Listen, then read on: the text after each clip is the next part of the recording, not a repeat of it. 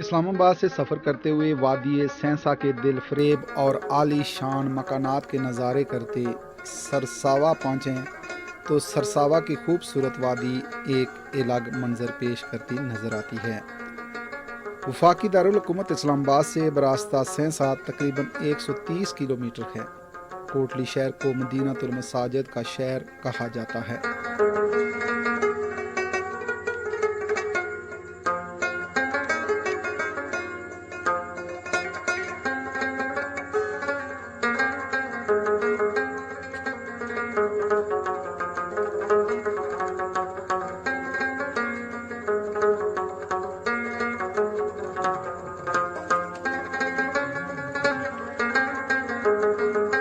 मस्जिदों के शहर कोटली की खूबसूरती में एक ही तर्ज फ़न तामीर की मसाजिद कोटली शहर के ओसन में बेपना इजाफे का बायस बनी हुई हैं।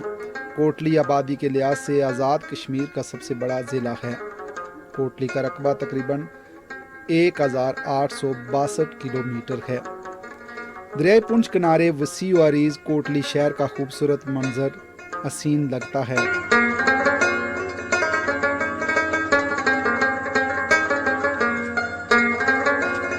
सरसावा से टींडा पहुँचें तो महकमा सियाहत का रेस्ट हाउस जिसमें 2 बेडरूम और 1 डाइनिंग हॉल है दिलकश नज़ारा देता है।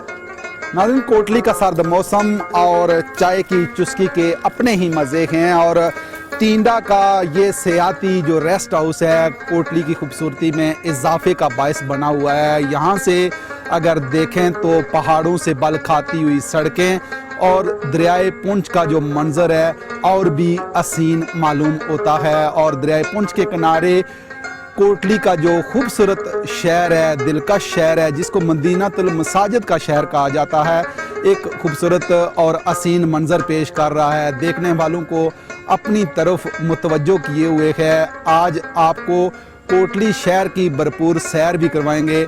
आपने हमारे साथ ही रहना।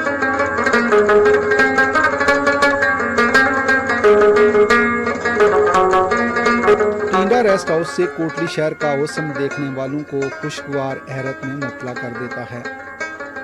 टींडा रेस्ट हाउस सयाहों के लिए पुरकशिश मकाम है।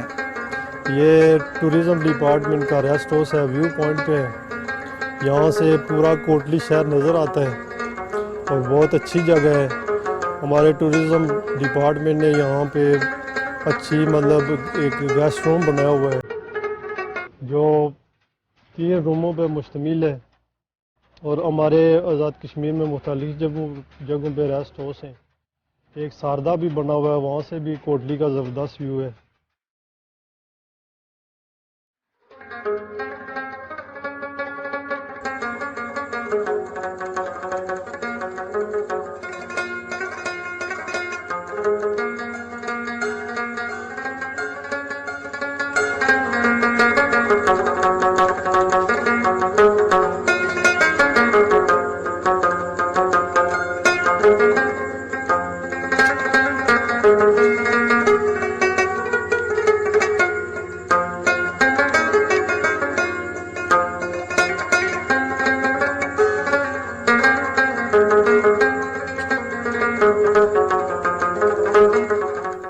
जबकि टींडा रेस्ट हाउस से नीचे शहर में दाखिल आने के लिए उतरें तो दरियाए पुंछ किनारे एक खूबसूरत फैमिली पार्क सयाहों और शहरियों की तवज्जो का मरकज़ बना हुआ है।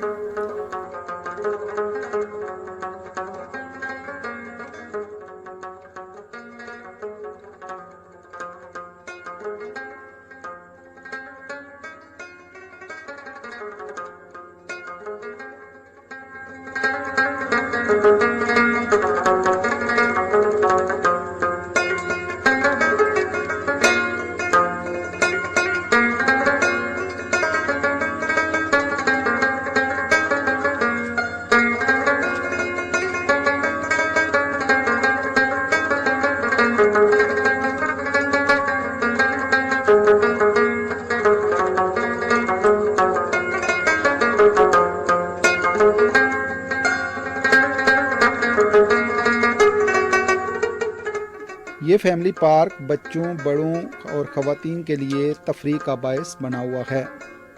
दरियाए पुंछ किनारे ये पार्क जहां लोगों की तफरीह का बायस बना हुआ है, वहां मकामी लोगों के रोज़गार का ज़रिया भी है।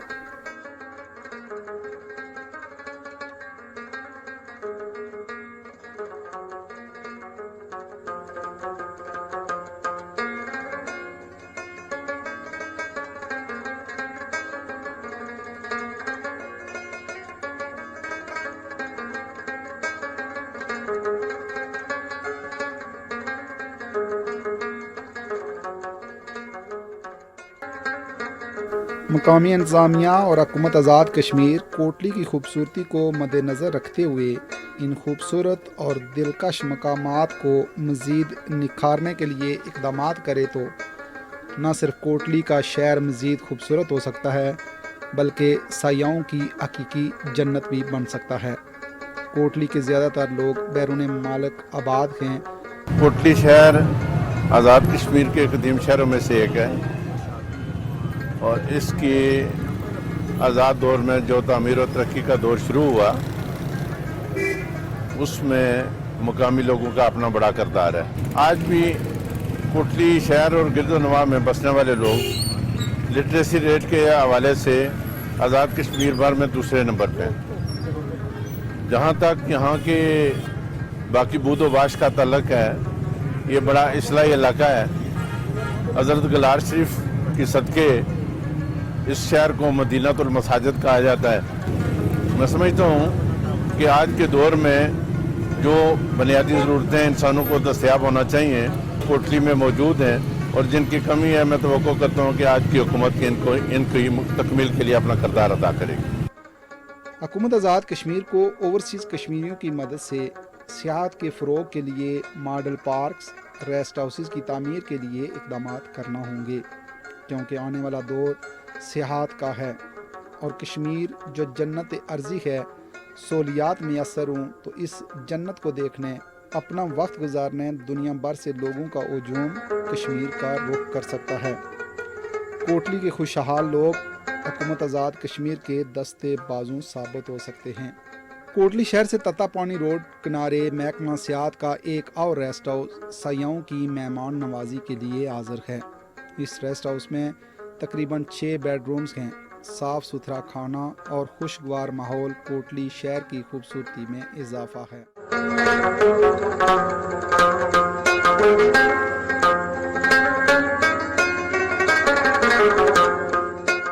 जी नाज़रीन, कोटली सारदा में महकमा सियाहत का ये रेस्ट हाउस खूबसूरती में अपनी मिसाल आप है। यहाँ से बहुत खूबसूरत नज़ारे देखने को मिलते हैं और सयाहों के लिए ये रेस्ट हाउस सहूलियात भी मुहैया करता है। 6 कमरे हैं इस रेस्ट हाउस के और यहाँ से जो दिलकश मंजर है वो देखने को मिलता है।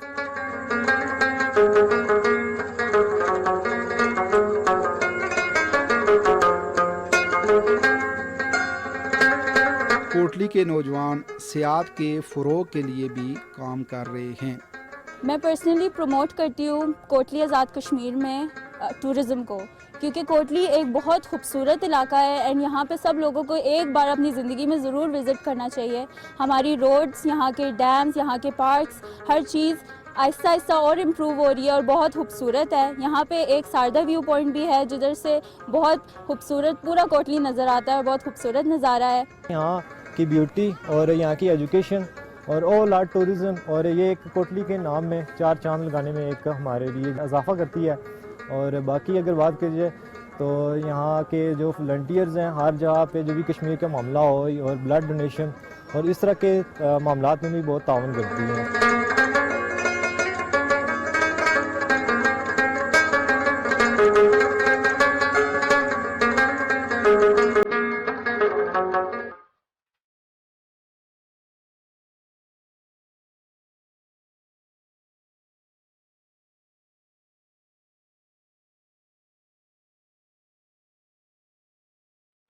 जी आज ये हम दरियाए पुंछ पे खड़े हैं। यहाँ पे ये जो रास्ता है इधर से सुदरती पुंछ की तरफ जाता है और इधर से हम तत्तापानी के रास्ते भी पुंछ की तरफ ये हमारा रास्ता जाता है। ये एक खूबसूरत शहर है जहाँ से दरियाए पूंछ बहता है। इमरान खान के विजन के मुताबिक शहरों को खूबसूरत बनाने के लिए शहर के अंदर एक बड़ी रिंग रोड बनाई जा रही है जो मुख्तलिफ डिस्ट्रिक्ट कोटली की तहसील और आज़ाद कश्मीर के मुख्तलिफ अजला के साथ लिंक करेगी।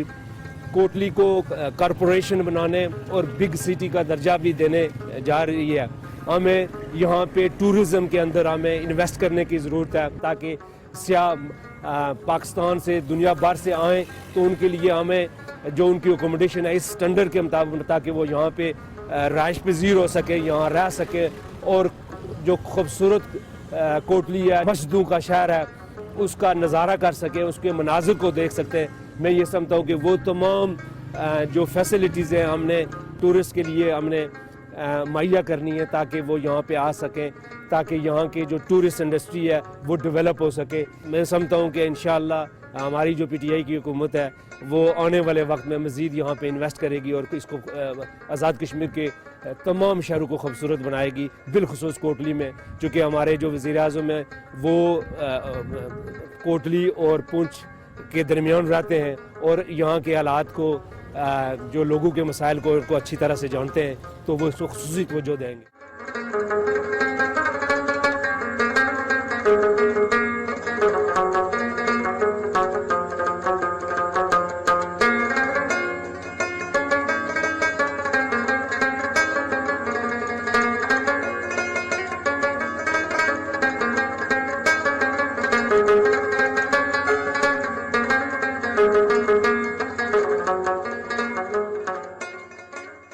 कोटली शहर में गुलपुर डैम जहां पन बिजली पैदा कर रहा है, वहाँ मछलियों की मुख्तलिफ इकसाम तेज़ी से अफसाइश पा रही हैं।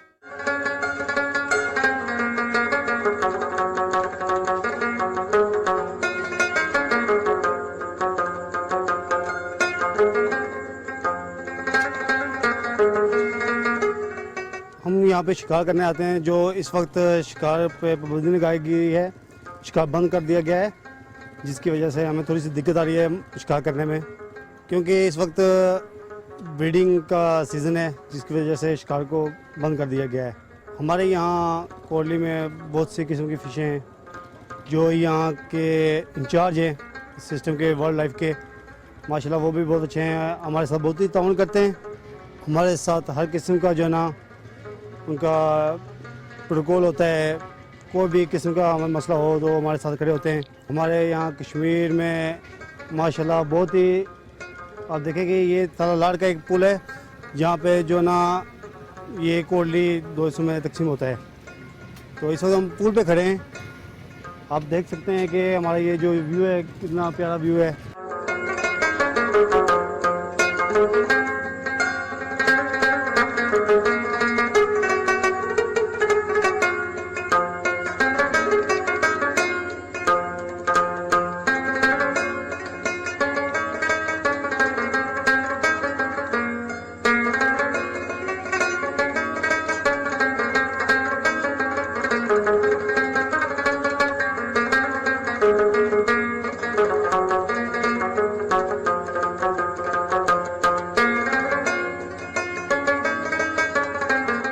दरख्तों की वजह से कश्मीर एक जन्नत का नमूना पेश कर रहा है और दरख्त ज़मीन का जेवर है।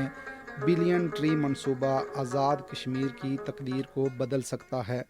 ज़रूरत इस अमर की है कि दरख्तों के बचाव के लिए अमली इक़दामात किए जाएं, तो न सिर्फ आज़ाद कश्मीर के जंगलात महफूज हो सकते हैं बल्कि माहौलियात पर भी अच्छे असरात मरतब हो सकते हैं।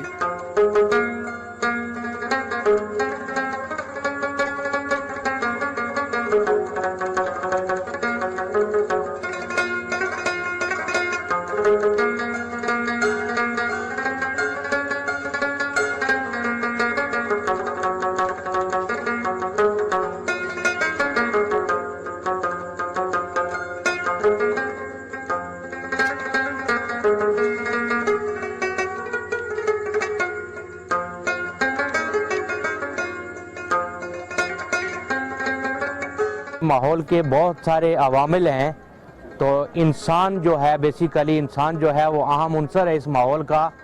एवानात हैं, निबातात हैं, चरिंद परिंद हैं, ये दरख्त हैं, तो ये सारी चीज़ें जो हैं वो इस कायनात का जेवर हैं। तो इंसान बेसिकली जो है वो अशरफुल मखलूक़ात है और इंसान को ये सारा कुछ समझा के भेजा गया कि इन चीज़ों का इस दुनिया पे खलीफा जब बना के भेजा गया तो इन सारी चीज़ों की हिफाजत उसकी ज़िम्मेदारी है। ये दरख्त जो हैं हमारे इर्द गिर्द जो दरख्त हैं ये ज़मीन का हुस्न है, ये ज़मीन का जेवर हैं और इन दरख्तों से ना सिर्फ इंसान को बल्कि पूरे माहौल को, एक पूरी इंसानियत को, पूरे वो जो चरिंद परिंद एवानात हमारे हैं उनको ऑक्सीजन मिलती है, पानी मिलता है, बारिशों का सबब बनते हैं। और ये जो हमारा आज़ाद कश्मीर का बिलियन ट्री मनसूबा है, अगर ये कामयाब हो जाता है तो काफ़ी हद तक जो है वो आज़ाद कश्मीर के अंदर जो है वो बेहतरी आएगी। तो इस तरह ये जो एवानात हैं, वाइल्ड लाइफ की जब हम बात करते हैं तो इनकी हिफाजत भी हमारी ज़िम्मेदारी है। ये परिंदे जब सुबह चहचहाते हैं, मुख्तलिफ़ आवाज़ों में अल्लाह की हम्द व सना बयान करते हैं, तो इनको ज़ाया ना किया जाए, इनको मारा ना जाए, बल्कि इनकी हिफाजत की जाए। तो इसी तरह दरख्त को काटने से बचाया जाए। जिस तरह वादी नीलम में